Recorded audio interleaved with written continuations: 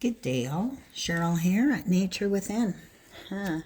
We've got the porcupine with us again. This should be interesting to find out. Yep, September the 15th, 2025. The south of the medicine wheel is the place of childlike innocence and humility. It is the home of playfulness and the position of the porcupine on the medicine wheel of life. Porcupine has many special qualities and a very powerful medicine. The power of faith and trust. Thank you. The power of faith contains within it the ability to move mountains. The power of trust in life involves trusting that the Great Spirit has a divine plan. Your task is to find the pathway that is most beneficial for you and that uses your greatest talents to further the plan. Trust can open doorways to the creation of space. The space thus created allows others to open their hearts to you. And to share their gifts of love, joy, and companionship. If you were to observe porcupine, you would immediately notice its quills. These quills are only used when trust has been broken between porcupine and another creature. Much like the otter, porcupine is a gentle, loving creature and non-aggressive. When fear is not present, it is possible to feed a porcupine by hand and never get stuck by its quills. Through understanding the basic nature of this animal, you may become to understand your own need for trust and faith, and for becoming like a child again.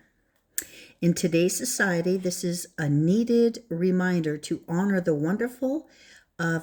wonder of life and the appreciation of each new day as an adventure of discovery. Porcupine sat silently, looking at a hollow log.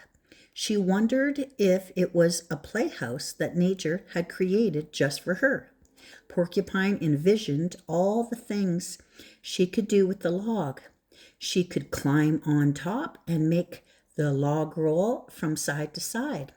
She could go inside and see if there were any juicy worms for her dinner. She could also scratch her back on the rough outer bark if she wanted to. Just as the porcupine was pondering what to do next, she saw Bear approaching. Bear was big and black and looking for honey. Oh, another playmate to share my log, she thought. Hello, Bear, she cooed. Do you want to play and share my log with me? Gruff, old Bear snorted. Porcupine, don't you know that I'm too old to play? You're in my way. I'm looking for honey. Go away. Why, Bear? You're never too old to play, she replied. If you forget what it is like to be a cub, you'll always be as impatient and gruff as you are now. Bear began to think about what Porcupine had said. Maybe she was right. All other creatures had run away from Bear in fright. Even other bears had turned up their noses when he growled at them. This little porcupine was certainly trusting him not to eat her. She even offered to be his friend. The old bear looked at Porcupine and began to feel something move inside of him. He started to remember the games he had played as a cub. Joy started to live in him again. Little Porcupine, you have reminded me that in becoming strong and seeking answers, I got caught in trying to be an intellectual. I became afraid of what others would think if I dropped my mask of gruffness.